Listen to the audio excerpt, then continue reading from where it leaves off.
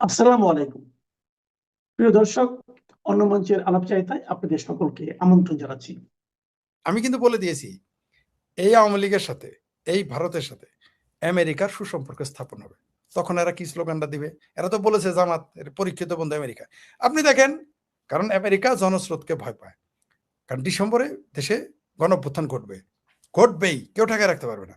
জননেত্রী শেখ হাসিনা ঢাকায় আসাম পদার্পণ করা মানে বহু রাজনৈতিক দল এবং নেতার পায়ের নিচে মাটি থাকবে না, একেবারে তাসের ঘরের মতন মানে ভেঙে চুরে যাবে তাদের স্বপ্নের মিনার। তো তখন কিন্তু আমেরিকা কি করে? তখন আমেরিকা কি তাদের পক্ষ নেবে? কখনোই নেবে না। আমরা সাদ্দামের পরিণতি দেখেছি। একমাত্র লিবিয়ার গাদ্দাফি ছাড়া সবাই তো তাদের ফ্রেন্ড ছিল মধ্যপ্রাচ্যে। ওসামা বিন লাদেন আমেরিকার ফ্রেন্ডস, হি ইজ দেয়ার বয়। সাদ্দাম হোসেনকে তো রিগান বলতো হি ইজ আওয়ার বয়। কোথায় বলে নাই? তাই না? সব তাদের লোক। তাদের শেষ পরিণতিটা কি হয়েছে? কি হয়েছে তাদের শেষ পরিণতি আমরা দেখেছি। তো এইখানেও কিন্তু তাই ঘটবে। তখন এর আবার দেখবেন কি আমাদের বলবে আমেরিকার দালাল, এই আপনাকে আমাকে এই একটা বছর যেতে দেন, এই আপনাকে আমাকে এই জামাতিরা যারা বলছে আমেরিকা তার পরীক্ষিত বন্ধু, এখন যেমন আমাদের ভারতের দালাল বলে না, শেখ হাসিনা দোসর বলে না, এরাই এক বছর পরে আমাদের মার্কিন দালাল বলবে। অথচ এদেরই বউ পোলাপান এই যে ইউকেতে থাকে জামাতের গোলাম আজম, এই যে গন্ডগোল আজমের দুই পোলা কিন্তু ইউকেতে থাকে, তারা ইউকের পাসপোর্টধারী, কিন্তু বাংলাদেশে তারা দেখে বিরাট বড় একেবারে বিরাট আদার ব্যাপারী হয়ে গেছে, দেশপ্রেমিক হয়েছে। আসলে তো দেশপ্রেম তাদের পাকিস্তান প্রেম। তো আপনি যেটা বললেন যে আমাদের দেশে যেগুলো ঘটতেছে এখন এই বামপন্থীদের নিয়ে, আর জামাতির কথা বলেন, জামাত এবং বামপন্থী এরা টোটালি হিপোক্রেট। এদের রাজনীতির ভিত্তি হচ্ছে মিথ্যা, প্রতারণা, ধোকা দেওয়া। কখনো কখনো শুধু অন্যকে ধোকা দেয় না, এরা কখনো কখনো আত্মপ্রবঞ্চিত হয়। বামপন্থীরা দেখবেন এরা কিন্তু আত্মপ্রবঞ্চিত হয়। জামাত আবার আত্মপ্রবঞ্চিত না, এরা নিজেরা নিজেদের খুব ভালো করে বুঝে। এরা আত্মপ্রবঞ্চিত না, নিজেরাই এরা জনগণকে ধোকা দেয়, মানুষকে ধোকা দেয়, মুসলমানকে ধোকা দেয়।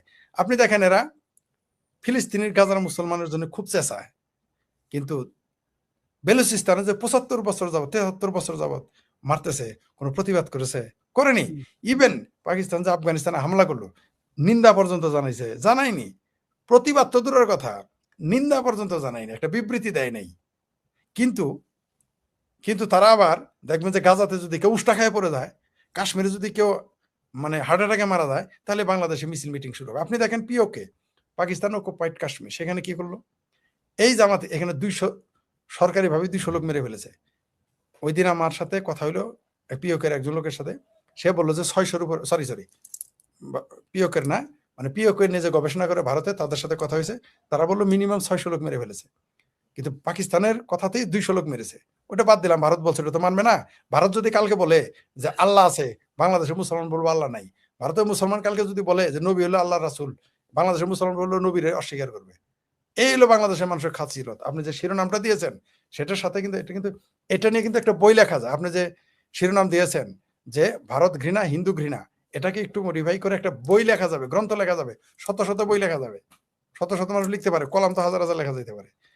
এইখানে ভারত ঘৃণা আপনি যেটা বলেছেন, আপনি অবশ্য একটু ছাড় দিয়েছেন, বলছেন ধর্ম থেকে ঘৃণা আসে না, কিছুটা ধর্মে ঘৃণা আছে। বাংলাদেশে একটা সোকল্ড হাদিস আছে গাজওয়াতুল হিন্দ, এটা ধর্ম থেকে এসেছে, ভারত বিরোধিতা।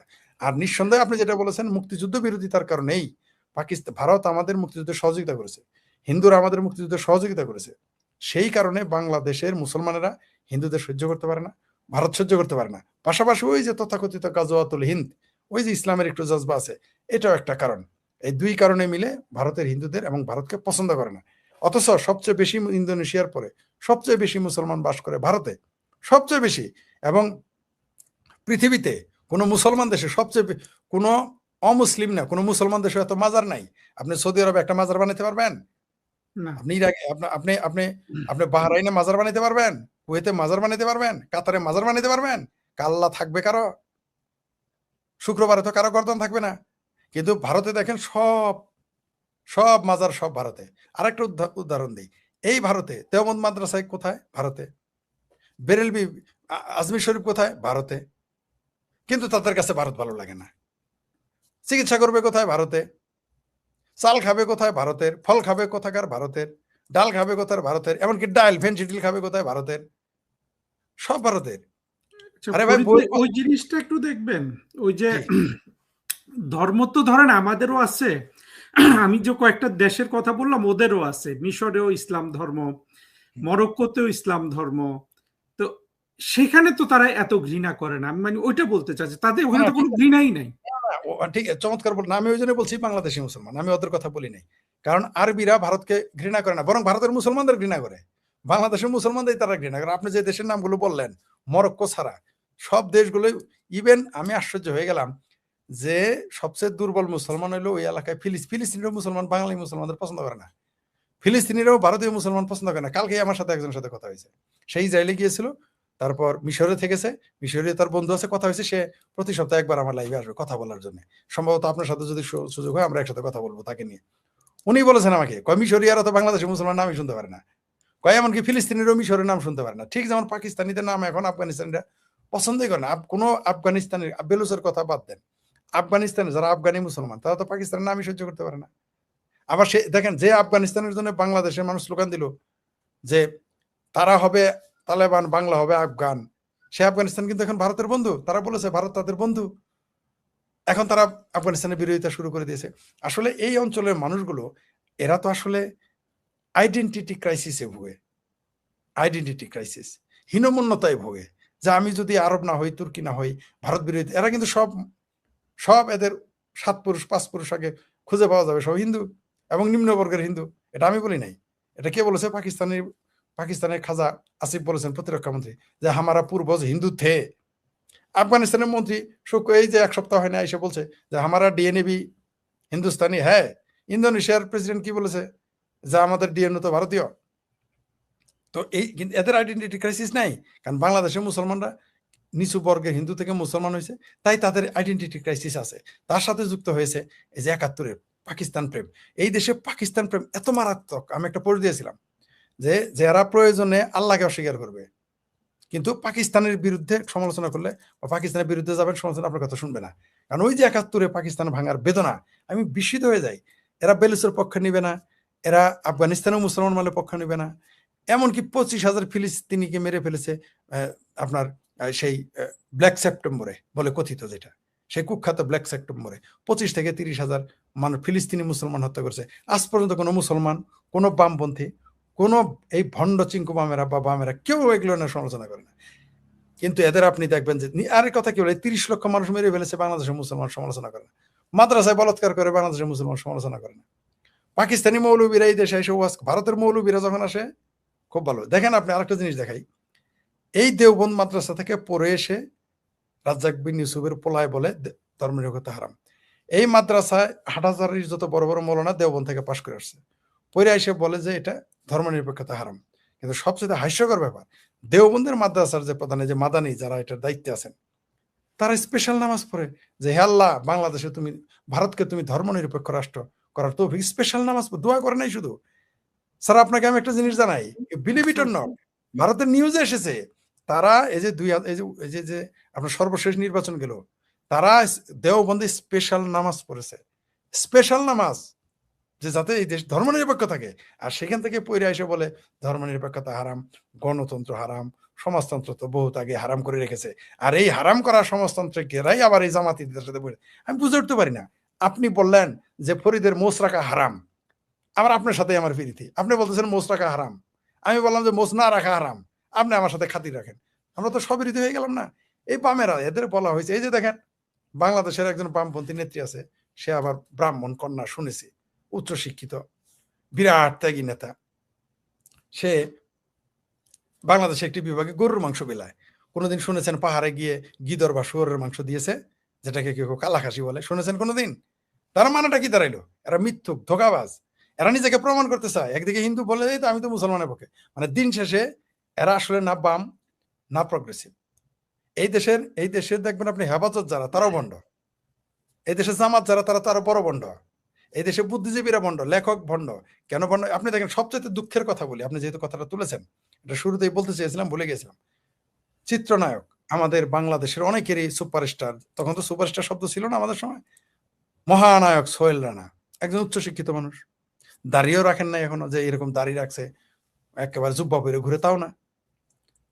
সেই সোহেল রানা এবং ছাত্রলীগ করা মানুষ, তারপর আবার জাসদ ছাত্রলীগ করা, উরি বাপরে, আরো মহা বিপ্লবী। তিনি কি বলেছে জানেন? হিন্দুদের মালানা বাচ্চা বলে প্রকাশ্যে গালি দিয়েছেন। এই তো 10 দিন হয়নি সেই ভিডিওটা বাজারে আসছে। আপনি কল্পনা করতে পারেন যেই দেশে হিন্দুদের, আচ্ছা উনি কেন বিরোধিতা? উনি তো নিজে মুক্তিযোদ্ধা, উনি ছাত্রলীগ করতেন, তারপর আবার জাসদ ছাত্রলীগ, তিনি সেই আমাদের দাদা ভাইয়ের দল করতেন, এত বড় প্রোগ্রেসিভ। সেই লোকটা হিন্দুদের মালনে বাচ্চা কোন সেন্সে বললো এখানে কিন্তু ধর্ম কাজ করেছে এখানে কিন্তু, কারণ তিনি তো মুক্তিযুদ্ধ বিরোধী না, এটা তো তাকে আমি বলতে পারি না, কারণ তিনি নিজেই মুক্তিযোদ্ধা এবং তিনি ছাত্রলীগের নেতা ছিলেন একদা। এমনকি চলচ্চিত্র জগতে তার ভাই রুবেল বলেছিল যে বাংলাদেশে একটা মাত্র পরিবার যারা আওয়ামী লীগ করে চলচ্চিত্রে, সেটা হলো সোলেনা পরিবার, সে বলেছিল। কিন্তু মুক্তিযুদ্ধের পক্ষের, বঙ্গবন্ধুর পক্ষে এগুলো বলেছিল। সেই লোকটা বলতেছে হিন্দুরা মালাউন। আপনি কল্পনা করতে পারেন এটাও প্রকাশ্য বলে এবং সেটা ভিডিওতে আসে। এটা হয় ঘরের ভিতরে বললে এক কথা, তাও অন্যায়। আপনি প্রকাশ্য বলতেছেন ওগুলো তো মাল। সে কি বলেছে জানেন? যে 80% তো মালাউন ছিল যারা যারা ইয়েতে গিয়েছিল, কি আর শরণার্থী হিসেবে গিয়েছিল, মালাউনরা আসলো কেন, এরকম কথা বলেছে। তো এই দেশের মানুষের এটা মজ্জাগত, মানে এটা এটা হয়তো অনেকে এটা দেখবেন, এটা নিয়ে কেউ কথা বলে না, আমি ছাড়া কেউ বলে নাই। কেন বলে নাই? কারণ একদিকে সোহেলানার মতো এত বড় নেতা, এত বড় ব্যক্তির বিরুদ্ধে সমালোচনা হয়ে যায়, আবার ইসলাম শব্দ চলে আসে, ইসলাম খতমে চলে যাবে, আবার আওয়ামী লীগেরও রং আছে তার, এর নিয়ে কেউ সমালোচনা হবে। কিন্তু এটা কত বড় অপরাধ করেছে সে, কত বড় অপরাধ আপনি বলেন। এই প্রকাশ্য, জামাতেরও তো প্রকাশ্য এসে মালাওয়ান বলে হিন্দুদের, কিন্তু সারাদিনই তারা হিন্দুদের মালাওয়ান বলে সামনে, কিন্তু মিডিয়াতে এসে বলে সোহেলানা সেটা বলেছে। এই দেশের মানুষের মগজে হিন্দু বিদ্বেষটা ভয়ঙ্কর। এই দেশের ইহুদি বিদ্বেষ, হিন্দু বিদ্বেষ ধর্ম থেকে এসেছে, এটা আগে, তারপরে না 71-এর আসলো, যেটা 71-এ আসলো মুক্তিযুদ্ধের প্রশ্ন, কিন্তু আসলে তো ধর্ম থেকে এসেছে হচ্ছে। কারণ এই বাংলাদেশকে সংখ্যালঘু শূন্য করার একটা ষড়যন্ত্র 1975 পরে শুরু হয়েছে। আমি তাদের সবিনয়ে বলতে চাই, এটা 1947 থেকে শুরু হয়েছে। 47 থেকে শুরু হয়েছে এই উপমহাদেশকে কিভাবে হিন্দু শূন্য করা যায়। এই উপমহাদেশ শুধু ওই পাকিস্তান আর এই বাংলাদেশ না, ভারতকেও কিভাবে হিন্দু শূন্য করবে আপনি জানেন? এই ককরোচ পার্টি, যেটা আপনি মাঝখানে বলেছিলেন, এই ককরোচ পার্টির এক সদস্য দেখলাম কি বলেছে মুসলমান জানেন? যে মোদি যখন চলে যাবে, এই সরকার যখন, যোগী যখন চলে যাবে, তারা ভারতের সকল মন্দির ভেঙে মসজিদ বানাবে। বলেছে তারা গরু নিয়ে হিন্দুদের রাম মন্দির, যেটা যে রাম মন্দির বানিয়েছে অযোধ্যায়, সেখানে গিয়ে তারা কুরবানি দিয়ে গরু খাবে। এগুলো বলেছে এই ককরোচ পার্টিরা। তাদের স্বপ্নটা দেখেছেন এটা?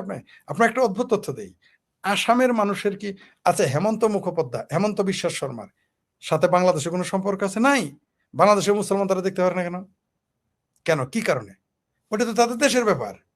ওইখানে তো প্রতিবাদ করা বহু নেতা আছে, বাংলাদেশের মতো না তো যে হিন্দুদের আপনি নির্যাতন করবেন, কথা বলার পক্ষে কেউ থাকবে না। এই সোহেলানা যেভাবে হিন্দুদের মালওয়ান বলছে, এটা যদি ভারতের কোনো অন্য নেতা মুসলমানদের এভাবে কথা বলে, সে প্রতিবাদের মুখোমুখি হইতো না? ভয়ঙ্কর প্রতিবাদের মুখোমুখি হইতো, ব্যাখ্যা দিতে হইতো এই কথা।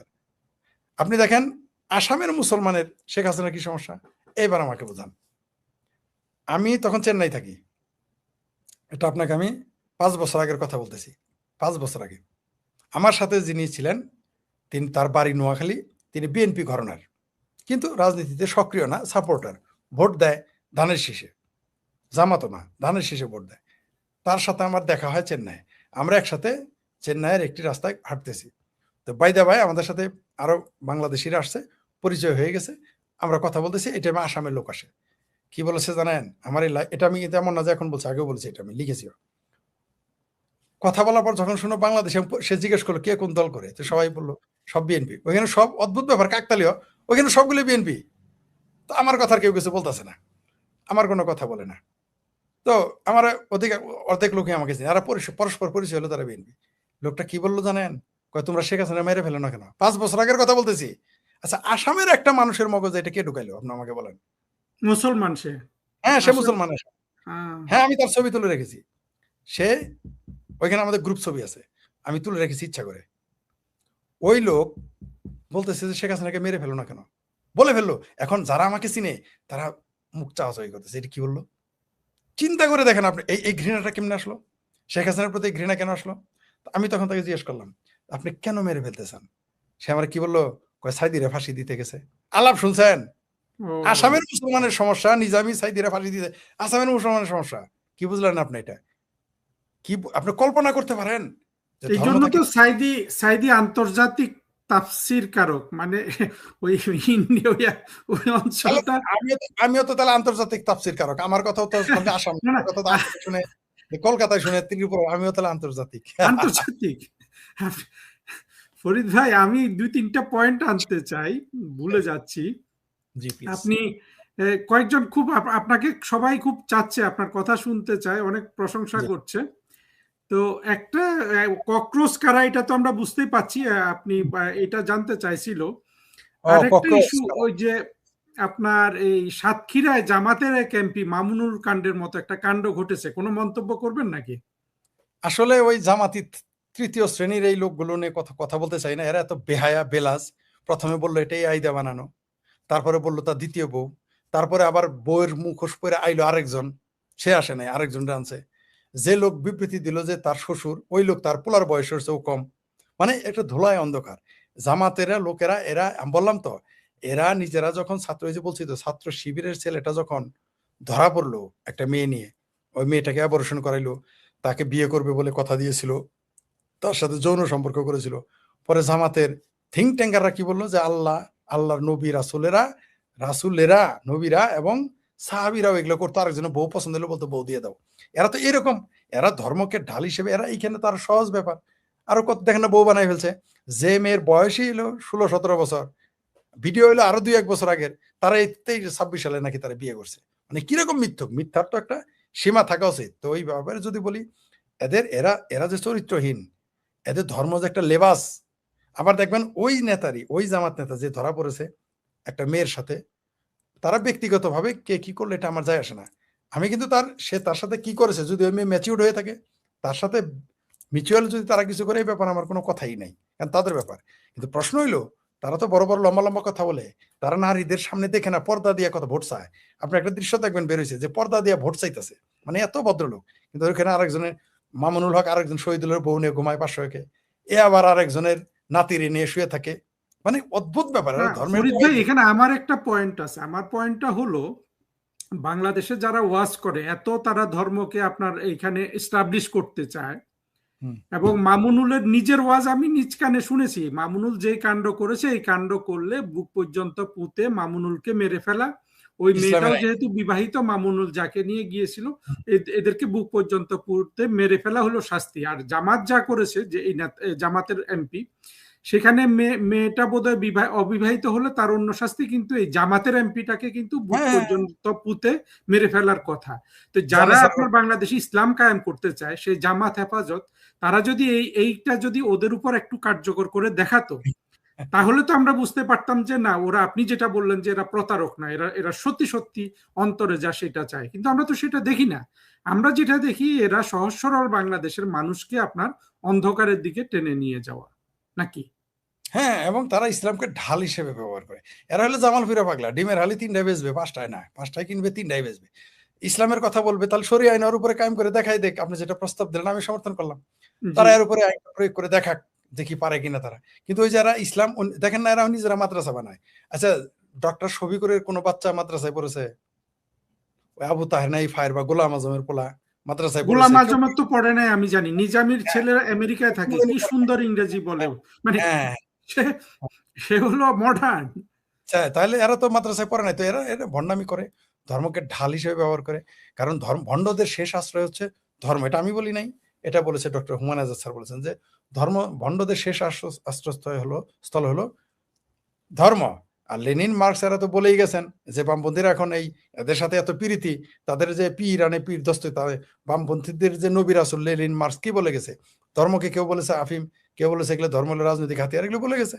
কিন্তু এগুলো তারা এখন ভুলে গেছে। কারণ আওয়ামী লীগ বিরোধিতা করতে গিয়ে বাংলাদেশে একটা জিনিস আমি দেখেছি, আওয়ামী লীগ বিরোধিতা করতে গিয়ে, শেখ হাসিনার বিরোধিতা করতে গিয়ে, ভারত বিরোধিতা করতে গিয়ে প্রতিপক্ষ শত্রুর সাথে হাত মেলায়। এটা অসম্ভব। মানে টোটালি 180 ডিগ্রি উল্টো মতের মানুষের সাথে মিলে, এটা কি করে সম্ভব? কখন আমার সাথে আওয়ামী লীগের নেতাদের বিরোধ হলে বলি কি আমি জামাতের সাথে গিয়ে আমি গাইটা বিরোধ করতে যাব? সম্ভব? তার সাথে আমার দ্বন্দ্ব হলে কি, আপনার সাথে আমার দ্বন্দ্ব হলে কি আপনি জামাত শিবির বা যারা পাকিস্তানের পক্ষে, তাদের পক্ষে আপনি তাদের সাথে গিয়ে আমার বিরোধিতা করতে পারবেন? কখনোই করবেন না, করতে পারেন না। এটা আপনার আদর্শ আপনার সাথে যায় না, আমার সাথে যায় না, আমরা যাবো না। কিন্তু এরা করতেছে। আর জামাত তো ধর্মকে আসলে, তারা জানে ধর্মকে তারা টোটালি রাজনৈতিক হাতিয়ার হিসেবে ব্যবহার করে। কারণ জামাতকে এই মওদুদি এটাকে ফেতনা হিসেবে ঘোষণা করেছে।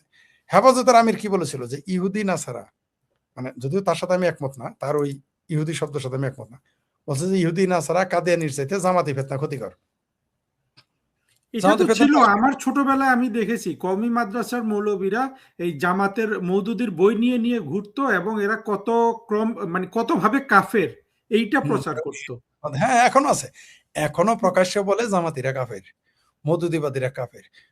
আফগানিস্তানে তো জামাত ইসলাম নিষিদ্ধ, এটা কয়জন জানে বাংলাদেশের? আমিও তো আফগানিস্তানে জানতাম না, বলেন তো একটু। নিষিদ্ধ, হ্যাঁ, আফগানিস্তানে জামাত ইসলাম নিষিদ্ধ, সরাসরি তারা নিষিদ্ধ, মওদুদিবাদ নিষিদ্ধ সেখানে। আফগানিস্তান কিছু বই নিষিদ্ধ করেছে, তার মধ্যে ওখানে তসলিমার বই নিষিদ্ধ করে নাই, মওদুদির বই নিষিদ্ধ করে। আফগানিস্তানের মওদুদির বই পড়ে দেখান তো দেখি পারেন কিনা। পারবেন না, আপনাকে মেরে ফেলবে। নাই, মওদুদিবাদ ওখানে নিষিদ্ধ, রাষ্ট্রীয়ভাবে আফগানিস্তান নিষিদ্ধ করে দিয়েছে।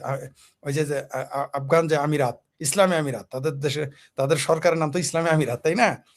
তো তারা নিষিদ্ধ করে দিয়েছে। আর যে একটা প্রশ্ন এখানে কেউ সংক্ষিপ্ত করেছে যে ককরোচ পার্টি আসলে কারা? ককরোচ পার্টি হচ্ছে আসলে যারা এন্টি ইন্ডিয়ান, এক কথায় যদি বলি, এবার একটু ব্যাখ্যা করি।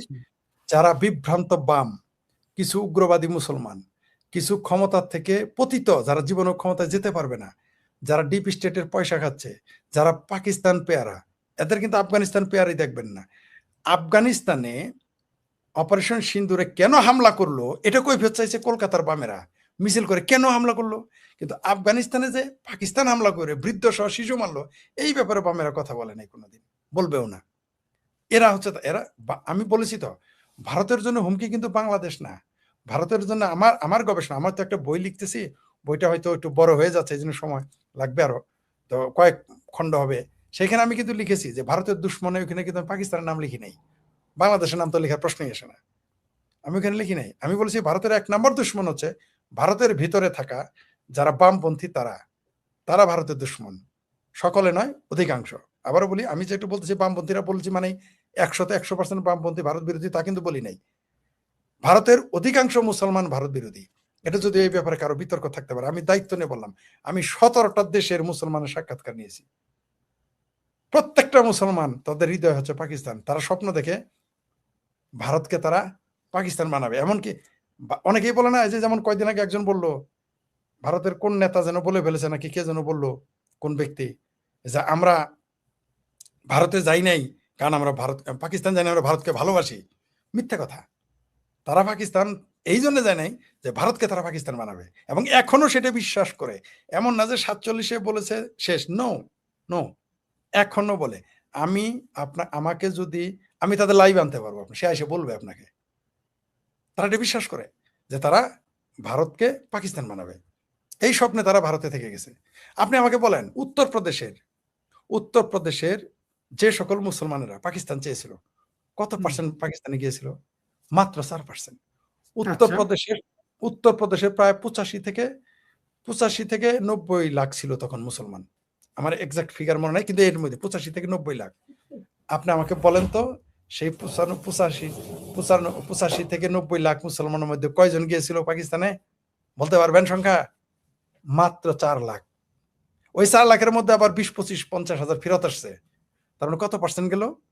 এই মুসলমানগুলো তো এখানে থেকে গেছে, যাদের স্বপ্নে, নয়নে, শয়নে, স্বপনে যারা দেখতো পাকিস্তান বানাবে, এবং পাকিস্তান বানিয়েছে। তারপর তারা যায়নি, এবং সেখানে শিক্ষিত, অশিক্ষিত, মূর্খ, জ্ঞানী, পণ্ডিত 1947 সালে যখন দেখলো পাকিস্তান হয়ে গেল, যারা মুসলিম লীগ ছিল, লড়কে লেঙ্গে পাকিস্তান, হাত মে বিড়ি মুহ মে পান, এই স্লোগান দিতে দিতে, রেল লাইনে, মাঠে ঘাটে স্লোগান দিতে দিতে, তারা 47 সালের 15ই আগস্টের পরে এরা কি করেছে জানেন? কমিউনিস্ট পার্টিতে যোগ দিয়েছে, কংগ্রেসে। এটা হিস্ট্রিক্যালি সত্য, এটা ঐতিহাসিক সত্য। ওই লোকগুলো কোথায় গেল? যারা স্লোগান দিল হাত মে বিড়ি মুহ মে পান, লড়কে লেঙ্গে পাকিস্তান, এই মানুষগুলো এখন কোথায়? তারা কোন দলে গিয়েছিল? কংগ্রেসে আর বামপন্থী রাজনীতিতে গিয়েছিল। 24 ঘন্টার মধ্যে ওই লোকগুলো কংগ্রেস হয়ে গেল, বামপন্থী। আলী ব্রাদার, এরা কারা? যারা খিলাফত চেয়েছিল, তারা কোথায়? খিলাফতের এই 2 আলী ব্রাদার ছিল করমচাঁদ গান্ধীর right hand, left hand and right hand, সারাদিন থাকতো। তারা খিলাফত চাওয়ার লোক কিভাবে ভারত চায়? তারা তো পাকিস্তানের সাথে বড় কিছু চেয়েছে। এমনকি এই আলী ব্রাদার খিলাফত চাওয়ার জন্য তুরস্কে লং মার্চ করেছিল। আপনি জানেন তাদের কি অপমান? 50,000, যখন প্রথম বিশ্বযুদ্ধ শুরু হয়, যখন তুরস্কের খিলাফত ভেঙে যায়, ভারতের 50 নাকি 60,000 মুসলমান তারা লং মার্চ করেছিল তুরস্কে যাওয়ার জন্য। ঘেটি ধরে তুরস্ক লোকজন বিদায় করে দিয়েছে। তোরা কে বে? তো আমরা এলাম তুর্কি, তোরা ভারতীয়রা এখানে, আমরা খিলাফত, তো তোরা কে খিলাফত রক্ষা করার জন্য? অথচ খিলাফত কে ভেঙেছে? খিলাফত ভেঙেছে ইরানিরা। এই যে আজকে, তখন তো তারা পারস্য, এই যে ইরানের জন্য হাই হোসেন করতেছে, এই ইরানিরা তুরস্কের খিলাফত ভেঙেছে। এই আজকের ফিলিস্তিনি, যার জন্য বাংলাদেশের মানুষ জান প্রাণ, এই ফিলিস্তিনিরা খেলাফত ভেঙেছে, তুরস্ককে টুকরো টুকরো করেছে। এই যে সৌদি আরবের জন্য এত সিকরা সিকরি করে মক্কা মদিনা, তখন তো নজদার হেজাজ, তখন তো সৌদি আরব নাম না, এরাই খেলাফত। তাহলে দেখেন কে কে ভেঙেছে? ইরান, ইরান, তারপর আপনার ফিলিস্তিনিরা, তারপর সৌদি আরবরা, হ্যাঁ সৌদি আরব। তখন তো আরব, তখন তো এরা ভাঙে নাই, তখন তো এদের নাম আরব, সব আরব। এই সব আরব, এই জর্ডান, কুয়েত, কাতারের সব মিলে তুরস্ককে ভেঙে টুকরো টুকরো করেছে। ওইখানে কি বিএজিপি গিয়েছিল? ওইখানে তো তসলিমা নাসরিন গিয়েছিল? এই তুরস্কের খিলাফত ভাঙার জন্য কি আপনি গিয়েছিলেন? আমি গিয়েছিলাম? কারা গিয়েছিল? এই মুসলমানরা ভেঙেছে।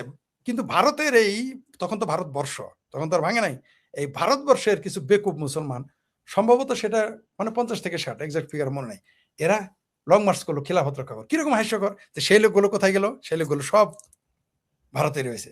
তো তারা কারা? তো এইখানে এই ভারতের সূত্র আমি লিখেছি যে ভারতের সূত্র হচ্ছে অধিকাংশ বামপন্থী, অধিকাংশ মুসলমান, বলছি না সবাই। ভারতে বহু মুসলমান আছে, তারা বন্দে মাতরম গীত গাইতেছে, যারা মনে করে যে ভারত তার ভূমি, পাকিস্তান তার ভূমি নয়। অনেক মুসলমানও আছে, কিন্তু সংখ্যা এরা কম। আপনার একটা উদাহরণ দেই, ভারতের যত জঙ্গি ছিল, সন্ত্রাসী ছিল, যাদের জেল হয়েছিল, ফাঁসি হয়েছিল, মানে পরে মারা গেছে বা জেলে মারা গেছে বা ফাঁসি দিয়েছে, আপনি জানেন তাদের জানাজায় কত লোক হয়েছিল?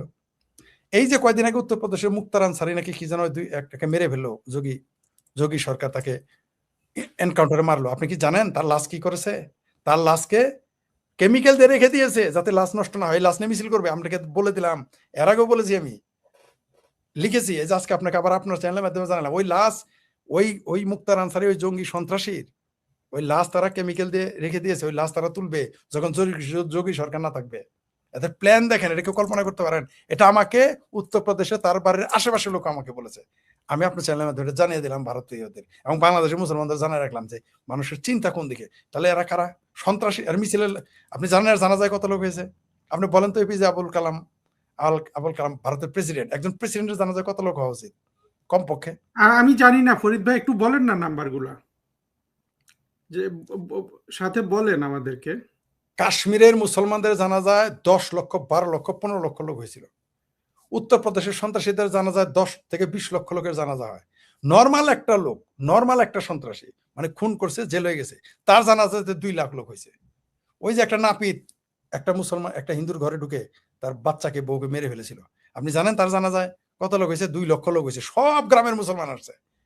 কিন্তু যখন জিজ্ঞেস করে, যখন তদন্তে গেছিল, আমরা চিনি না, কয় এর সাথে ইসলামের কি সম্পর্ক, জানাজার কি সম্পর্ক, তখন গেলা কেন? লক্ষ। কিন্তু আবুল কালাম, এপিজে আবুল কালামের জানাজা কত হয়েছে জানেন? 5,000 লোক।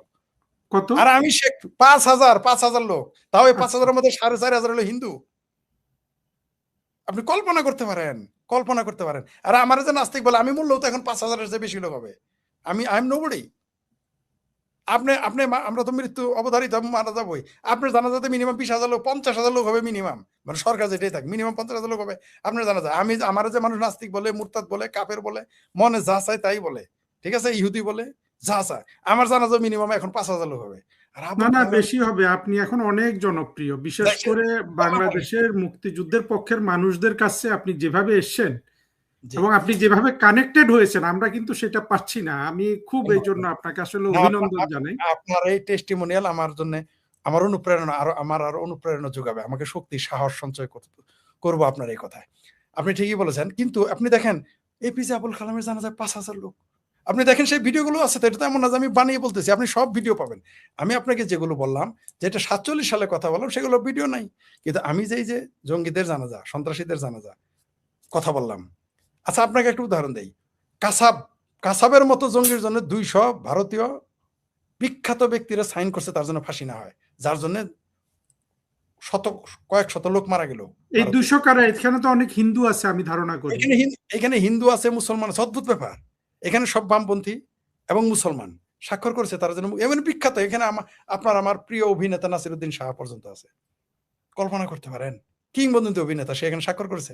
ভারতের বিখ্যাত বামপন্থীরা স্বাক্ষর করেছে। কিন্তু এবার আপনাকে বলি, মুফতি মাসুদ জেল কাটলো 8 মাস, একটা লোক টু শব্দটি করেছে। একটা জঙ্গির জন্য 200 লোক সাইন করেছে তার জন্য ফাঁসি না হয়। মুফতি মাসুদ জেল কেটেছে 8 মাস, কেউ টু শব্দটি করে নাই। পরে যাই হোক একটা পক্ষ তাকে ছাড়িয়ে নিয়েছে, জামিন করিয়েছে। কথা বলতে, এই যে আপনি দেখেন তসলিমা নাসরিনের কি অপরাধ? তাকে যে কলকাতায় এতদিন 18 বছর আসতে দেয় নাই। সে বামপন্থীদের, পৃথিবীতে একটা মাত্র লেখক, আমি তসলিমা নাসরিনের বই তন্ন তন্ন আপার বই আমি তন্ন তন্ন করে খুঁজেছি যে সমাজতন্ত্রের সমালোচনা করেছে কিনা, কমিউনিস্টদের সমালোচনা করেছে কিনা। কারণ আমি তসলিমা নাসরিনের বই বিলি করতাম।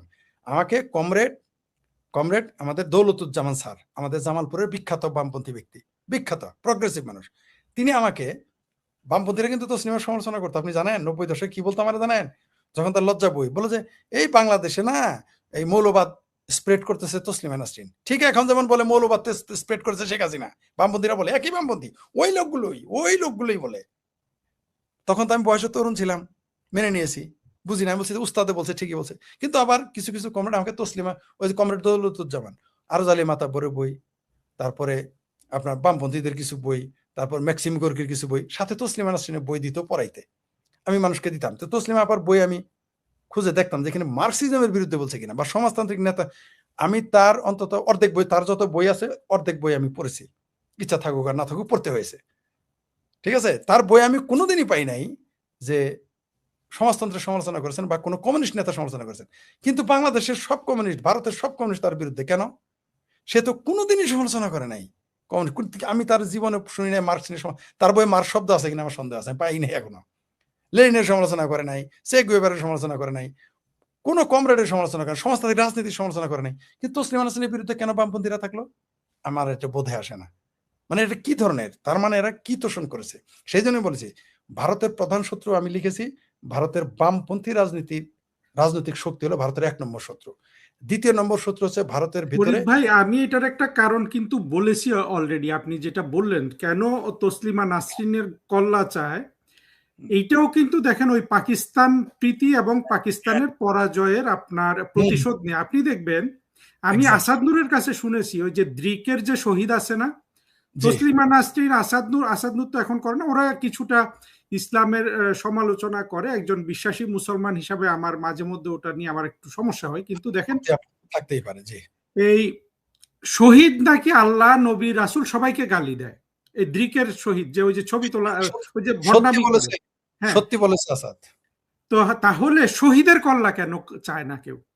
অথচ দেখেন অধ্যাপক জাফর ইকবাল উনি বারবার বলছে, আমি ওনার কণ্ঠে মানে ওনার কথা শুনেছি যে আমি কেউ দেখাতে পারবে না কোন লেখায় উনি ইসলামের সমালোচনা করেছে, কোন জায়গায় উনি কিচ্ছু করে না, কিন্তু ওনার গর্দানে উঠে গেছে কিন্তু গর্দানটা কাটার জন্য। ব্রিকের শহীদ দেখেন ঢাকা শহর ঘুরে বেড়াচ্ছে, তার গর্দান কিন্তু কেউ কাটছে না। আমি দৃঢ়ভাবে বিশ্বাস করি তসলিমা নাসরিন যদি জামাতকে কোনো না কোনো ভাবে সমর্থন করে, বাংলাদেশের কোনো বাপের পুত নাই তসলিমা নাসরিনের গায়ে হাত দেয়। কালকে শুধু উনি বঙ্গবন্ধুর সমালোচনা করবে 5 লাইনে, আর মুক্তিযুদ্ধ নিয়ে 10 লাইনের একটা প্যারাগ্রাফ লিখবে, কালকেই তসলিমা নাসরিন বাংলাদেশে চলে যাবে। বাংলাদেশে চলে ঢাকা শহরে সে দ্রিকের শহীদের মতো ঘুরে বেড়াতে পারবে, কেউ কিন্তু তার গর্দান কাটতে আসবে না। ফরহাদ মাজাহার, বিবি খাদিজা, ফরহাদ মাজাহারের গর্দানটা কেন কাটা হয় না? ফরহাদ মাজাহার তো নবী নিয়ে কটূক্তি করেছে, তার কবিতায় আছে, সব জায়গায় আছে। খোয়াবনামা, খাদিজা নিয়ে কবিতা লিখেছে। হ্যাঁ, না আরে কি আরে খাদিজা নিয়েও কটূক্তি করেছে সে। আরে তার কবিতার নাম ভুলে গেলাম, তার কবিতার নাম ভুলে গেছি, খোয়াবনামা না। আরেকটা জিনিস বলি, এই যে এখন আমি যদি এখানে দেখেন, এই যে আমি ওইখানে ওটা বুঝতে পারি না, বাঁশি আমার ওখানে কিন্তু ফুল আর বাঁশি আছে, কারণ আমি ফুল ভালোবাসি, বাঁশির সুর আমাকে তৃপ্তি দেয়। আমি ইভেন আমি যখন খুব মনোবেদনায় ভুগি, কষ্টে ভুগি, মনোবেদনায়, এমনকি অসুস্থ, যখন আমার তীব্র মানে আমার যখন মাঝে অসুস্থ হয়ে যায়, বাঁশি শুনলে আমার মানে বাঁশি যে একটা থেরাপি, এটা আমার কাছে মনে হয়েছে আর কি। আমি জানি এটা আমি সাইন্টিফিক ব্যাখ্যা দিতে পারবো না, তো ফুল আমি ভালোবাসি, বাঁশি আমার কাজ করে। আমি তামিলের দক্ষিণের মানে ভারতের দক্ষিণের একজন বংশীবাদকের ওই বাঁশিটা যখন শুনি আমার ব্যথা কমে যায়, আমার ঘুম আসে, ব্যথা কমে যায়, আমার জন্য ওষুধে কাজ করে না, আমি দেখেছি থেরাপি কাজ করে। তো এই জন্য আমি বাঁশি রাখি, কিন্তু এটা বুঝে না, বুঝলে কিন্তু সমালোচনা করতো। আচ্ছা আমি যদি এখন এইখানে জ্ঞানের দেবী, জলের দেবী, নদীর দেবী সরস্বতীর মূর্তি রাখি, আর এই অথবা আমি যদি এখানে হিন্দুদের ভগবান শিবের মূর্তি রাখি, অথবা ভগবান রামের মূর্তি রাখি, কিরকম সমালোচনা করবে আমার? আপনার চ্যানেল গায়েব করে দিবে।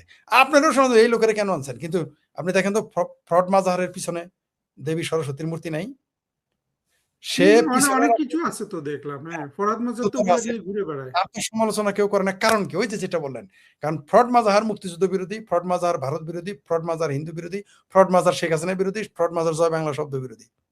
তার জন্য তারা কেউ কিছু বলবে না। আপনি আরেকটা জিনিস দেখাই, গণজাগরণ মঞ্চে আমি কিন্তু আত্মগোপনে চলে গেছি, অন্যান্য কারণ আছে, রাজনৈতিক কারণটা গণজাগরণ মঞ্চ করা, কারণ গণজাগরণ মঞ্চ প্রকাশ্যে আমরা ফাঁসি চেয়েছি, আমাকে ছাড়বে না। কিন্তু আমাকে কয়জনে চিনে, আর হলো ধর্মীয় কারণ, উগ্রবাদীরা মেরে ফেলবে। আর তারপর আমি 5 আগস্টের আগেও আমি বলেছি, শেখ হাসিনা আওয়ামী লীগ সরকারের পক্ষে বলেছি, এবং তথাকথিত ওই আন্দোলনকে আমি বলেছি এটা একটা হলো শিবিরের আন্দোলন। আমি বলেছি যে এটা গণ অধিকার পরিষদকে আমি বলতাম গণ অধিকার পরিষদ, আমি বলছি এটা শিবিরের আন্দোলন, শিবিরের ম্যাচ থেকে পরিচালিত হয়, সেই জন্য আমাকে আত্মগোপনে যেতে হয়েছে। আর হলো রাজনৈতিক কারণ হলো গণজাগরণ মঞ্চ। কিন্তু আমাকে তো কেউ চিনতো না, আমার ছবি হয়তো ইমরান সরকারের পাশে ছোট্ট একটা ছবি দেখা যেতে পারে আশেপাশে, বা তার সাথে ঘুরেছি, মুষ্টিমেয় লোকে জানে, বা যারা কাছের লোক তারা জানে। লাকি, যে কমরেড লাকি, তারপর এই যে বসু, তাদের ছবি নাই, কমরেড কাফি বক্তব্য দেয় নাই, সলিমুল্লাহ খান হেফাজতের বিরুদ্ধে গিয়ে গণজাগরণ মঞ্চের পক্ষে কথা বলেনি, তাদের তো কিছু হয় না। কিন্তু আওয়ামী লীগের একটা কর্মী তো ঘরে থাকতে পারে না, আওয়ামী লীগের একটা কর্মী সে ঘরে থাকতে পারে না। ফরিদ ভাই, এখানে আমি আরেকটা কথা বলেছি, একমত হবেন কিনা জানি না। আসলে এই তসলিমা নাসরিন নিধন আর আওয়ামী লীগ নিধন ওদের একই প্রোগ্রাম। আওয়ামী লীগের কোনো একটা ছেলে যদি হ্যাঁ, তসলিমা নাসরিনের গর্দান কাটার পরে যদি জানে যে এটা আওয়ামী লীগ, ওরা কিন্তু ওই ছেলেটারও কিন্তু গর্দান yes, কাটবে, কোনো পুরস্কার দিবে না। হ্যাঁ, চমৎকার বলছেন যে কেউ যদি আওয়ামী লীগের ভিতরেও তো কট্টর মুসলমান আছে, তারা পেলে তো সিনাসিনে মেরে ফেলবে, কিন্তু ওরা জামাতেরা তারা মেরে ফেলবে। সেই জন্য বললাম, কারণ কারণ ওই আওয়ামী লীগের না, কর্মীটা আওয়ামী কিন্তু লীগ। বিপরীতে দেখেন, জামাত কিন্তু তাদের নাস্তিক গুলাতে বুকে আগলে রাখে। বাংলাদেশে তসলিমা নাসরিন থাকতে পারে না, বদরুদ্দিন উমর একই নাস্তিক হয়ে কিন্তু সসম্মানে আপনার তসলিমা মানে আরামে জীবন যাপন করেছে। তসলিমা নাসরিন কোনোদিনই বলে নাই। বাংলাদেশে শহীদুল, যে বাংলাদেশ চায় না, দ্রিকের শহীদ, সে আরামে জীবন যাপন করছে, কিন্তু একই তসলিমা নাসরিন, একই ঘরানার নাস্তিক কিন্তু বাংলাদেশে থাকতে পারছে না। না না, আমি যে উদাহরণ দিলাম তো, যে লাকিরে কেউ কিছু বলতেছে না, বসুরে 5,000 ভোট দিছে জামাতার উল্টা ঢাকা বিশ্ববিদ্যালয়ে, এটা নিয়ে আবার গল্প করে কেন? ওই চক্রবর্তী যে আছে বরিশালের, যে গরু মাংস খাওয়ায় চক্রবর্তী হয়ে, সে গণজাগরণ মঞ্চে ভাষণ দেয় নাই, তারা তো জামাত একটা থাপড়া দিল না কোনোদিন, কোনোদিন লাকিরে তো একটা চটকানা দিল না। আমি তার মানে এই না যে তাদের কেউ চটকানা দিলে আমি চাই না, কারণ নারীদের আমি শ্রদ্ধা করি। কালকেও আমাকে 4-5 জন নারীর কথা বলছে, এদের নিয়ে সমালোচনা করে যেন আমি ভিডিওতে কথা বলি। আমি স্ট্রেট না করে দিয়েছি যে আমি কোনো নারীর সমালোচনা করবো না, কোনো নারীর ব্যক্তিগত বিষয় আমি সমালোচনা করবো না, আমার সে দুশ্মন হইলেও না। সুতরাং আবার কেউ ভুল বুঝবেন না দয়া করে। এদেরকে কি জামাত একটা ফুল দিয়ে ঢেল দিয়েছে?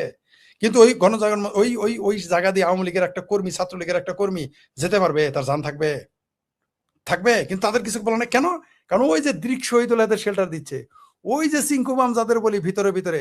আমি 2007 সালে পার্টি অফিসে বললাম, যাদের কাছে আমার কথা পৌঁছানোর মতো যোগ্যতা আমার ছিল তখন, আমি বললাম আপনাদের মধ্যে কিন্তু সিংকুবাম ঢুকে গেছে, কমিউনিস্ট পার্টি কিন্তু ভেঙে ফেলবে, ওদিসি ভেঙে ফেলবে, এগুলো তাদের বললাম, তারা পাত্তাই দিল না আমারে। আজকে প্রমাণ পেয়েছেন তো, এইখানে এই গ্রুপটা পরিকল্পিতভাবে বাংলাদেশে বাম রাজনীতি ধ্বংস করে ফেলেছে, এবং তাদের প্রভাব এখন কমিউনিস্ট পার্টিতে বেশি। সেই জন্য আজকে এই দশাটা আপনি দেখেছেন।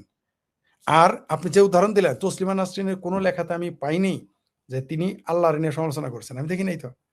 বদরুদ্দিন উমর স্ট্রেট বলছে যে আল্লাহ মানুষের খাওয়াই না পড়ায়, লাইভ টেলিভিশনে এসে বলছে, জি, তার বিরুদ্ধে আমি কথা নিজে বলেন। দেখেছি। হ্যাঁ, কেন বলে নাই? কারণ ওই যে বলছে যে আওয়ামী লীগের ইতিহাস 90% মিথ্যা, এই জন্য সে তাদের কাছে পিরানে পীর দস্তগীর, তারা পারলে বদরুদ্দিন উমর সারা বেহেশতে যাবে না। কিন্তু শেখ হাসিনা 560টা মসজিদ বানানোর পরেও তাহাজ্জুদের নামাজ পড়ে, তারপরে শেখ হাসিনা কাফের। শেখ হাসিনা কাফের, শেখ হাসিনা হিন্দু ভারতীয় কাফের। জি জি জি, এবং এটার একটা দুঃখজনক কথা। এবং আমি বেগম খালেদা জিয়াকেও সম্মান করি, আমরা কিন্তু তার ওইরকম ধর্ম পালনের কোনো দেখি না, কিন্তু উনি পীর। উনি পীর, দেখেন কারণ ওই যে জিনিসটা কোথায়। আপনি মুক্তিযুদ্ধ যেমন কালকে যদি আমি যদি কালকে শেখ হাসিনার সমালোচনা করি, আওয়ামী লীগের সমালোচনা করি, মুক্তিযুদ্ধের সমালোচনা, আমার কিছুই হবে না।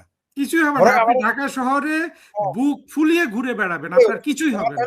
আমার তাহলে বরিশাল ওই যে নাসরিন যদি জামাতকে শুধু একটু সমর্থন দেয়, তার উপর থেকে সারা বাংলাদেশের মোল্লাদের দুঃখ চলে যাবে। হ্যাঁ, চলে যাবে। তার প্রমাণ দেখাই দিই সর্বশেষ, একটা লাইভ প্রমাণ, মেজর আখতারুজ্জামান। নমস্কার, আমি তরুণ ঘোষ। গত পরশুদিন আমি যখন নিটের প্রশ্নপত্র ফাঁস এবং তৃণমূলের চোরেদের বিজেপিতে ঠাঁই হওয়া নিয়ে যে আমি চূড়ান্ত সমালোচনা করেছিলাম, মোদিজির, তাতে আমায় প্রচুর গালমন্দ শুনতে হয়েছে যে আগাম আপনি এই কথা বলছেন কি করে। আমি ঘটনার পরিপ্রেক্ষিতগুলো বিশ্লেষণ করে আমি তখন বলেছিলাম যে এই ঘটনা সরকারের কাছে মুখ পোড়াবে, মোদির মুখ পোড়াবে। আজকে মোদি, গতকালকে আজকে কাগজে বেরিয়েছে, মোদি নিজে মুখে স্বীকার করলেন যে প্রশ্ন ফাঁস, ঘোর পাপ। এতদিনে মোদির বার্তা, মোদির এই দেখুন তলায় লেখা আছে। তাহলে আমি কি ভুল বলেছিলাম? এই টনক নড়তে কি মোদির 15 দিন সময় লেগে গেল? বলে একটা ফোড়া হলে না তাকে গোড়া থেকে নির্মূল করতে হয়। আমাদের এখানে অনেকগুলো ফোড়া হয়েছিল, শাহিনবাগ, তারপর কৃষি আন্দোলন, 3 মাস ধরে কৃষি আন্দোলন চলল। তারা এখানে রান্না বান্না খাওয়া দাওয়া সমস্ত কিছু করে যাচ্ছে কার টাকায়। জেনারেটর আছে, লঙ্গরখানা, 50,000 লোক সেখানে খাওয়া দাওয়া করছে 3 মাস ধরে। শাহিনবাগ ধরুন, শাহিনবাগও 3 মাস ধরে তাদের কাছে বিরিয়ানির প্যাকেট, প্যাকেজ জল, প্যাকেজ ড্রিঙ্কিং ওয়াটার তাদের কাছে পৌঁছে যাচ্ছে, বিকেলবেলা নাস্তা পৌঁছে যাচ্ছে। কাদের টাকায় এগুলো হয়? সব হচ্ছে বিদেশিদের টাকায়। তাই প্রথমেই আন্দোলনগুলো না ছাত্রদের মধ্যে থাকে, তারপর ধীরে ধীরে রাজনৈতিক নেতাদের প্রবেশ করতে শুরু করে। যেমন আজকেই কাগজে বেরিয়েছে, মমতা ব্যানার্জি বলেছেন আমি এইখানে ককরোচ পার্টিতে জয়েন করব। রাজনৈতিক নেতারা ককরোচ পার্টিতে জয়েন করা মানে সর্বনাশ হয়ে গেল, সেটা আলাদা কথা। কিন্তু সোনাম ওয়াংচু যখন প্রথম দিন অনশনে বসছিলেন, রাত্রিবেলা কেউ থাকতো না যন্তর মন্তরের সামনে, তাকে প্রথম দিন তুলে দিলেই হয়ে যেত। প্রথম দিন যখন বিক্ষোভ হয়েছিল তখন একটুখানি প্রয়োগ করলে পরে ঠান্ডা হয়ে যেত। সেই প্রয়োগটাই হলো, কিন্তু অনেক দেরিতে হলো। আর সেই মোদি স্বীকার করলেন, কিন্তু অনেক দেরিতে স্বীকার করলেন, যখন ব্যাপারটা কেচে গেছে। এখন রাহুল গান্ধী মাঠে নেমে গেছেন। তাকে কালকে মোদির বাসভবনের সামনে থেকে রাহুল প্রিয়াঙ্কাকে চ্যাংদোলা করে পুলিশ তুলে নিয়ে চলে যায়, নিয়ে গিয়ে থানায় ঢুকিয়ে দেয়। পরে অবশ্য জামিন টামিন নিশ্চয়ই পেয়ে যাবেন, থানা থেকেই জামিন পেয়ে যাবেন। কিন্তু এই যে পার্টিদের ইনভলভমেন্ট হওয়া, এই সুযোগটা কেন দেওয়া হলো? মানে শাহিনবাগেও যে কাণ্ড হয়েছিল হোক, পরে দেখবো খুনি। কৃষি আন্দোলন সেই এমন জায়গায় পৌঁছলো, বিলকে কিন্তু প্রত্যাহার করতে হলো, মুখ পুড়িয়ে বিলকে প্রত্যাহার করতে হলো। নিটের পরীক্ষা নিয়ে আমি যে সমালোচনা করছি, তাতে রাম ভক্তরা রে রে করে আমার ওপরে তেড়ে এসছে যে আপনি গোমুখ, আপনি জানেন না এটা হচ্ছে বিল পাসের জন্য।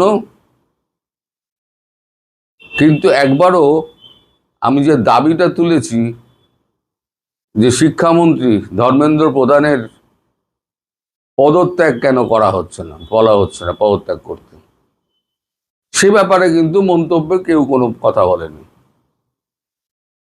আমাকে মূর্খ টুর্খ অনেক কিছু বলেছেন। এবার মোদি কি বলছেন শুনুন। মোদি বলছেন নিট প্রশ্ন কেলেঙ্কারিতে কেন্দ্রীয় শিক্ষামন্ত্রী ধর্মেন্দ্র প্রধানের ইস্তফার দাবিতে এখনো অনড় ককরোচ জনতা পার্টি। আজ এই দাবিতে পথে নেমেছে কংগ্রেসও। ধর্মেন্দ্রকে সরানোর যদি আপাতত অগ্রাহ্য করলেও আজ ধর্মেন্দ্রকে সরানোর দাবি আপাতত অগ্রাহ্য করলেও আজ এনডিএর বৈঠকে নিটের প্রশ্নপত্র ফাঁস হওয়াকে ঘোর পাপ হিসেবে ব্যাখ্যা করেছেন নরেন্দ্র মোদী। এতদিন লেগে গেল। প্রশ্ন ফাঁসে জড়িতদের কড়া শাস্তির পক্ষে সওয়াল করেছেন, যেটা আমি সেদিনকে বলেছিলাম যে দোষ হচ্ছে সরকারি আমলা এবং মন্ত্রীদের মধ্যেই লুকিয়ে আছে। গতকাল শিক্ষামন্ত্রীর ইস্তফার দাবিতে নজিরবিহীন বিক্ষোভের সাক্ষী থেকেছে রাজধানী। বিশেষ করে পড়ুয়ারা এভাবে রাজপথে নামবেন তা হিসাবের বাইরে ছিল গেরুয়া শিবিরের। কেন হিসাবের বাইরে থাকবে ভাই? আমাদের কৃষি আন্দোলন, আমাদের এই শাহিনবাগ, এগুলো চোখে আঙুল দিয়ে দেখায়নি? তা আপনারা আন্দাজ করতে পারেননি? এই সমস্ত বাজে কথা বলা। গেরুয়া শিবিরের এখন বিজেপি নেতৃত্বের বিশ্লেষণ, দেশের যুব সমাজের একাংশ নানা কারণে দলের প্রতি ক্ষুব্ধ তা বোঝা যাচ্ছিল, কিন্তু প্রতিবাদ যে দিল্লির রাজপথে এভাবে ছড়িয়ে পড়বে তা তারা ধারণা করতে পারেননি। প্রতিবাদ গোটা দেশে ছড়িয়ে পড়লো তা দলের পক্ষে ভালো হবে না বুঝেছেন নীতিন নবীন, মানে যিনি সভাপতি নীতিন নবীন এবং অমিত শাহেরা। সেই কারণে আজ সাপ্তাহিক এনডিএ বৈঠকে সাংসদদের আরও বেশি করে যুব সমাজের কাছে পৌঁছানোর বার্তা দিয়েছেন মোদী। তো অনেকেই লিখছেন না, এই যে বাংলাদেশের মতো এখানেও ছড়িয়ে পড়বে, সে আশঙ্কা নেই। কারণ ভারতবর্ষে প্রতি 300 কিলোমিটার অন্তর ভাষা বদলে যায়, খাদ্যাভ্যাস বদলে যায়, সংস্কৃতি বদলে যায়।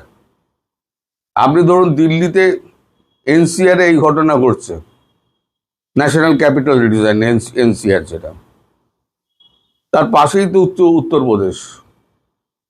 ছোঁয়া লেগেছে? আমাদের ওয়েস্ট বেঙ্গল ছোঁয়া লেগেছে, উড়িষ্যায় ছোঁয়া লেগেছে। কিন্তু এগুলো যদি বাড়তে দেওয়া হয় তাহলে পরে এই একটা সমূহ বিপদ। সেখানে তখন ওই বিদেশি এজেন্টগুলো তখন ঢুকে পড়ে একটা অস্থির পরিস্থিতির সৃষ্টি করবে। যদিও কিছুই করতে পারবে না, কিন্তু দেশের মধ্যে একটা অস্থির পরিস্থিতি তো হবে। তা আমার বক্তব্য ছিল প্রশ্নপত্র যখনই ফাঁস হয়েছে, যখন বোঝা গেছে নিটের প্রশ্নপত্র ফাঁস হয়েছে, সঙ্গে সঙ্গে পরীক্ষা বাতিল করে নতুন ডেট পরীক্ষা এবং ঘোষণা করে তাহলে পরে আপনার যে দোষীদের বিরুদ্ধে দৃষ্টান্তমূলক শাস্তির ব্যবস্থা করা হলো না কেন? আমি কি অন্যায় বলেছি বলুন? তার জন্য আমাকে মূর্খ, দালাল, আমি নাকি বিক্ষুব্ধ দলের দালাল, যারা অপোজিশন তাদের দালাল, নানানভাবে আমাকে আমাদের দেশের লোক ট্যাগ করে দিয়েছেন। কিন্তু মোদিজিকে কিন্তু ভেতরে ভেতরে ভাবাচ্ছে ব্যাপারটা, নাহলে কিন্তু মুখে উনি কোনো কথা বলেন না। আমি আর একটা কথা বলেছিলাম যে এই যে তৃণমূলের যে চোর সাংসদগুলো রয়েছে 20 জন, এই চোর সাংসদদের বিজেপি নিয়ে নিচ্ছে। আমার কাছে খবর আছে। আজকে দেখুন এখানে লিখেছে সুদীপদের নেওয়া হতে পারে, ভালো করে দেখুন, সুদীপদের নেওয়া হতে পারে বিজেপিতে।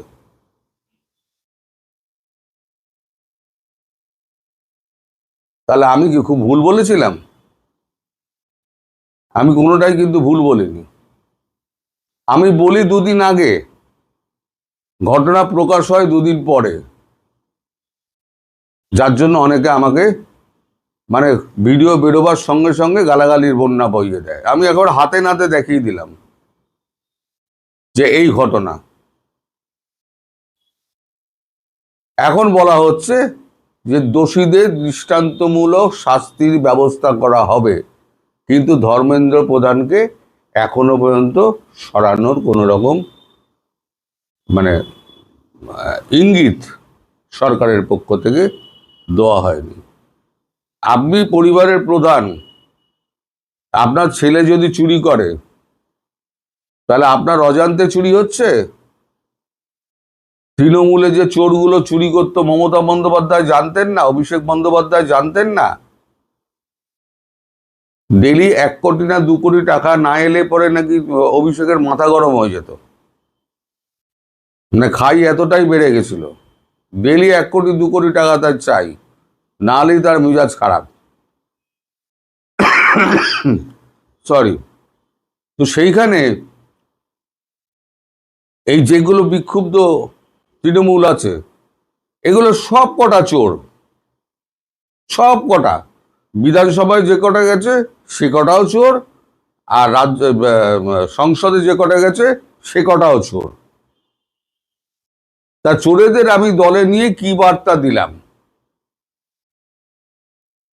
তাহলে আপনার আমার ভোটের যে মূল্য, সে মূল্যকে তো পাত্তা দিলেন না। আমরা তো একটা নির্দিষ্ট দল দেখে তারপরেতে আমরা তার নিজেদের মধ্যে একটা সিদ্ধান্ত নিয়ে আমরা দলটাকে ভোট দিয়েছি, ক্যান্ডিডেটকে ভোট দিয়েছি। তিনি কি করলেন? তার মন মর্জি মতো আমাদের ভোটটাকে তিনি উপেক্ষা করে তিনি অন্য জায়গায় চলে গেলেন, এবং যারা ক্ষমতায় আছে তারা হৈ হৈ করে নিল, কিন্তু সংখ্যাগরিষ্ঠতা বাড়বে। কি আছে? আমি FCRA, মানে ফরেন কন্ট্রিবিউশন রেগুলেশন অ্যাক্ট, আমি 2 বছর বাদেও করতাম, এখন তো মোটামুটি বন্ধই করে দিয়েছে। তার ফলে তো আমেরিকা আরও খেপে রয়েছে। FCRA নিয়ে পরে আমি বলবো FCRA কি জিনিস। ফরেন কন্ট্রিবিউশন রেগুলেশন অ্যাক্ট বন্ধ করে দেওয়াতে আমেরিকা কত বিপদে পড়েছে, এরা কত বিপদে পড়েছে, অন্যান্য রাষ্ট্রগুলো কত বিপদে পড়েছে। ফলে এই যে আপনারা মাঝে মাঝে দেখেন না যে আমাদের দেশে দারুণ গন্ডগোল হচ্ছে, সব হচ্ছে সরকারের। দেখুন, যখনই আমি রেকর্ড করব তখনই এদের ফোন করার বহর বেড়ে যাবে। তো তারপরেতে কত বড় তেদর দেখুন করেই যাচ্ছে। এই বাংলাদেশের ফোন নাম্বার, এরা বোঝেও না যে আমি ব্যস্ত আছি, কেটে দিচ্ছি, করেই যাবে। এই তেদর, এই দেখুন আবার এসছে। তো এখন কথার মধ্যে না বাধা পড়ে গেলে না ভিডিওটা নষ্ট হয়ে যায়। এখন এই বিলগুলো 2 বছর বাদেও একজন আবার লিখেছেন, আরে আপনি তো বুদ্ধু জানেন না, এই বিলগুলো পাশ করার পর তারপর এদেরকে তাড়িয়ে দেওয়া হবে। আমি দলে নিলাম, দলে নেওয়ার পর আমি তাড়িয়ে দিতে পারবো? আদালত তো আছে, আদালত ছেড়ে দেবে? তোমার যখন খুশি তুমি দলে নেবে, যখন খুশি তাকে লাত মেরে বাইরে বার করে দেবে। আমাদের দেশে তো হয় না। ফলে মোদিজির তখনও আমি সমালোচনা করেছিলাম, আজকেও সমালোচনা করছি মোদিজির এই কাজকর্মের জন্য। এখন দেখুন এইরকম অবস্থাটা যে জায়গায় পৌঁছেছে, ইস্তফা চেয়ে মোদির বাসভবনের সামনে বিক্ষোভ।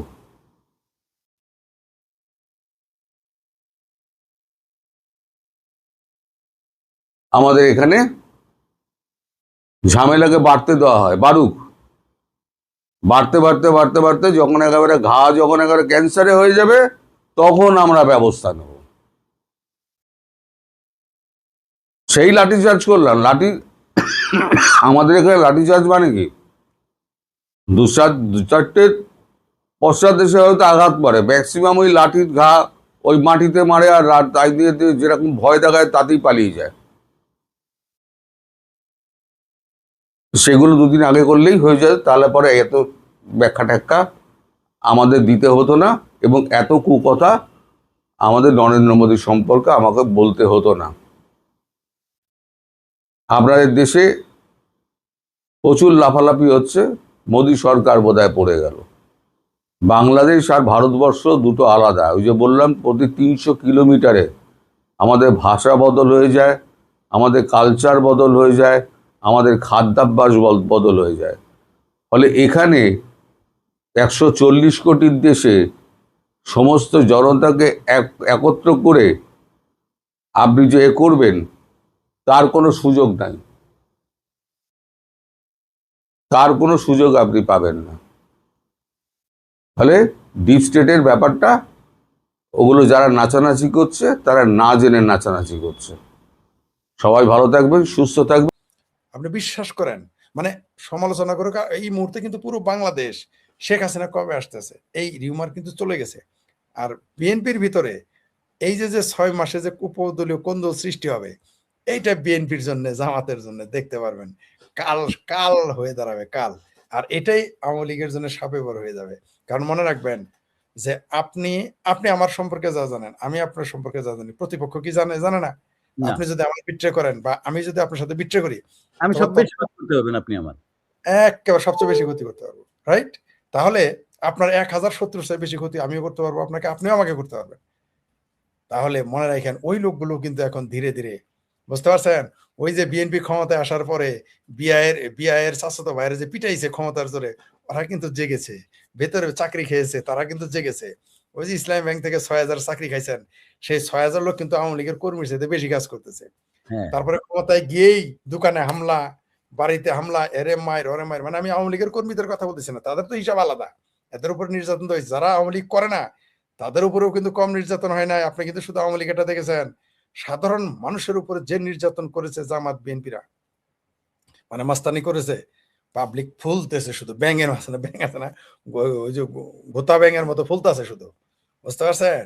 আর এরা কি করতেছে, আর বিএনপির মধ্যে যারা আছে, যারা সুবিধা পায় না, তারা কিন্তু নয়া বউয়ের মধ্যে গাল ফোলায় বসে আছে, সবগুলো নয়া বউয়ের মধ্যে গাল ফোলাইতেছে। তো এই যে একদিকে হলো নিজের দলের মধ্যে, বিএনপির মধ্যে গাল ফোলা নয়া বউয়ের মতো, আর এই সাধারণ মানুষকে যারা নির্যাতন নিপীড়ন করেছেন, যার বাড়ির গাছটা কেটে নিছেন, যার পুকুরে মাছটা মেরে নিছেন, যার গরুটা আগুন দিয়ে, মনে আছে তো, আগুন দিয়ে গরু পুড়িয়ে দিয়েছে, মহিষ পুড়িয়ে দিয়েছে, কত হারামি মানুষ।